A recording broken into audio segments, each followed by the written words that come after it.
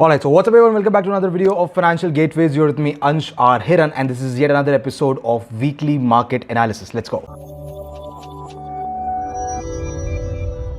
Alright, सो weekly market analysis everyone, ऐसी series जहाँ पर हम हर हफ्ते आकर मार्केट के बारे में डिस्कशंस करते हैं और देखते हैं इस हफ्ते क्या मार्केट में हुआ और अगले हफ्ते कौन सा सेक्टर कौन सा स्टॉक चल सकता है, निफ्टी बैंक निफ्टी के क्या लेवल्स हो सकते हैं। और इस हफ्ते से नया फाइनेंशियल ईयर भी चालू हो रहा है।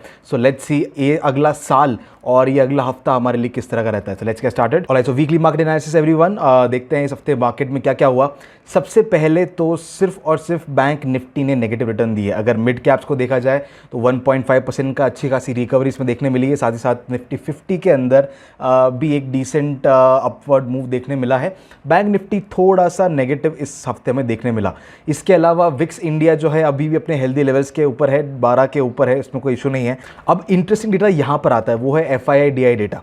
आप देखेंगे कि निफ्टी भी ऊपर जा रहा है, ओके और नए हाइज तो अभी तक बने नहीं हैं, हायर हाइज तो नहीं बने हैं, लेकिन अभी भी मार्केट पॉजिटिव है। लेकिन जिस वक्त मार्केट पॉजिटिव है उस वक्त इंडेक्स के अंदर पैसा पंप नहीं हो रहा है, राइट। और इस कॉन्सेप्ट को हमने आपको पहले भी बताया था कि इसको कहते हैं मनी डाइवर्जेंस, और पिछली बार भी मनी डाइवर्जेंस की वजह से बहुत अच्छा एक करेक्शन मार्केट में आया था और वही हम अभी भी एक्सपेक्ट करके चल रहे हैं। लेकिन अगर ऑप्शंस की डेटा की बात करें तो ऑप्शंस में पैसा आ रहा है, पंप हो रहा है, वापस जा भी रहा है। तो यहाँ पर नई पोजीशंस भी बिल्ड हो रही है। मंथली एक्सपायरी के बाद, मतलब जिस दिन मंथली एक्सपायरी थी वापस पैसा पंप हुआ, यानी अगली एक्सपायरी के लिए वापस बड़ी पोजीशंस बन गई है मार्केट में।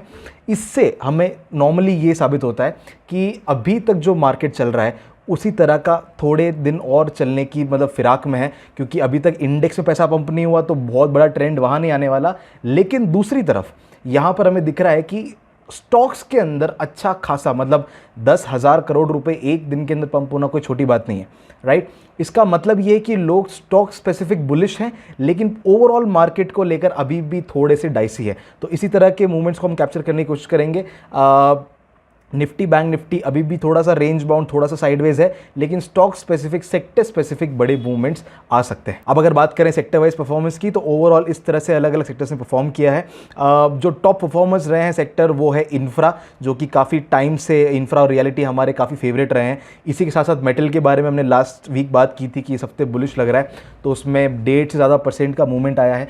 जो वर्स्ट परफॉर्मिंग थे वो मीडिया है, जो कि काफ़ी टाइम से अंडर परफॉर्म कर रहे हैं, और बाकी आधे से 1% की मूवमेंट बाकी सब में चल रही है। अब अगर बात करें पिछले हफ्ते के जो हमारे स्टॉक्स थे उनमें से काफ़ी सारे स्टॉक एक्टिव हुए हैं, और इसमें से एक के अंदर मदरसन्स के अंदर हमने अच्छा खासा प्रॉफिट भी बुक किया है, बाकी सारे ट्रेड एक्टिव भी हैं। इसके अलावा जो पहले के हमारे स्टॉक्स जो एक्टिव थे उनमें भी इस हफ्ते बहुत अच्छा प्रॉफिट हमें देखने मिला है। ओलेक्ट्रा के अंदर 12% का, DLF के अंदर 8% का, मारुति के अंदर 6% के, ये सारे सब बड़े बड़े प्रॉफिट्स हमें इस हफ्ते देखने मिले हैं। और हमेशा मैं कहता हूं कि कंसिस्टेंसी इज़ द की।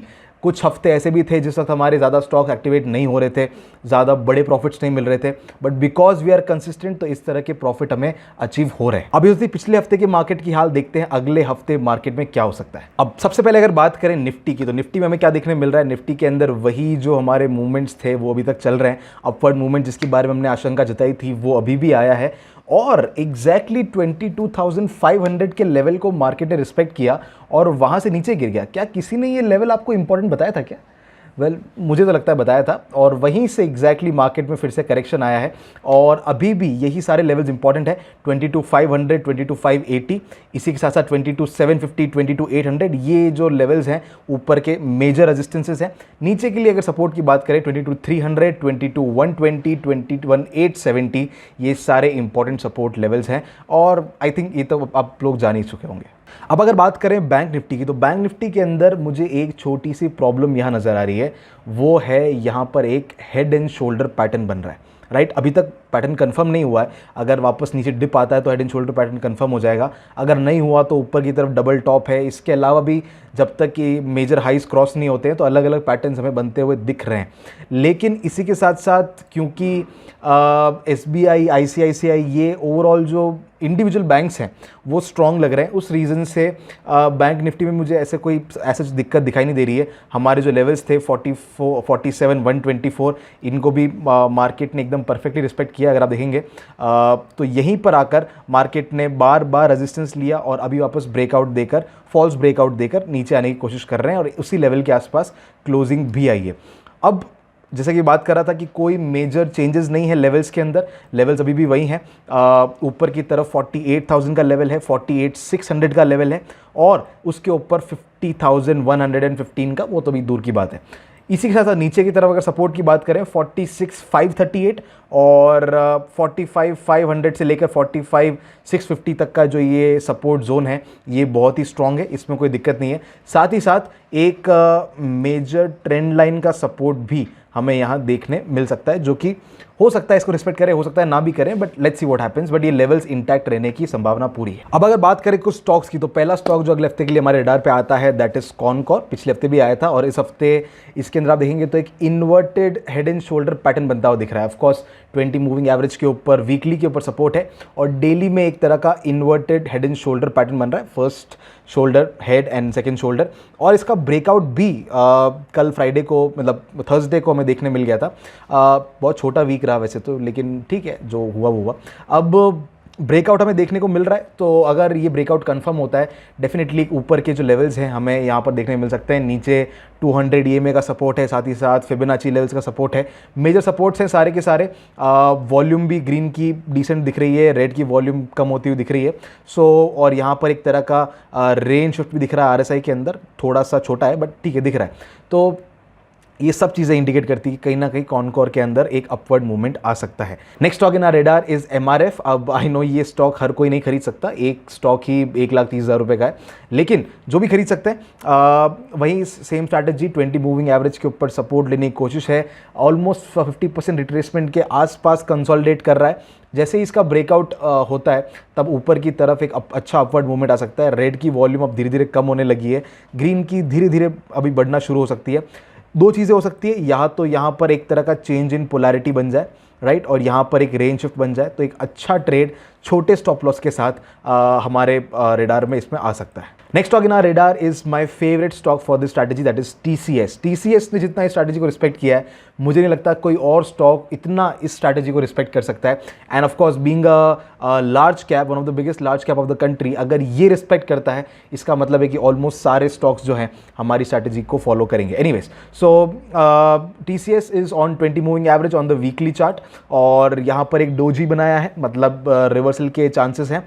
साथ ही साथ यहाँ पर 38% रिट्रेसमेंट के ऊपर डेली चार्ट के ऊपर आया है। यहाँ पर आप देखेंगे तो एक इनसाइड बार, या फिर जिसको हम बुलिश हरामी बोलते हैं, वो यहाँ पर बन रहा है with great green volumes.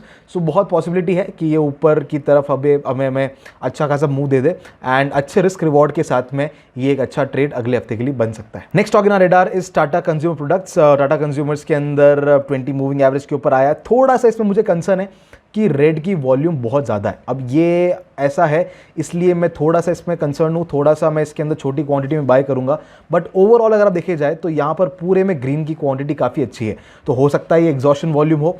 Let's see what happens. But अगर यहाँ पर सपोर्ट कंफर्म होता है, एक अच्छा खासा अपवर्ड मूव टाटा कंज्यूमर्स के अंदर आ सकता है।